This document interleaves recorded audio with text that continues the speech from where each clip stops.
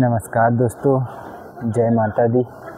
आज मेरे वीडियो का है तीसरा दिन और आज मैं हूँ कटरा श्री माता वैष्णो देवी धाम। देख सकते हो मंदिर का नज़ारा बहुत ही प्यारा, पहाड़ियों के बीच में। और दोस्तों यहाँ ठंड भी बहुत है आज। अभी हम इन सीढ़ियों वाले रास्ते से भैरव बाबा मंदिर की ओर जा रहे हैं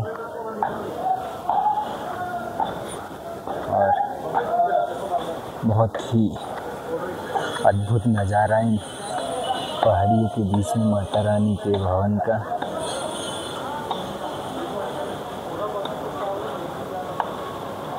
इतना प्यारा नज़ारा स्त्रीकूट पर्वत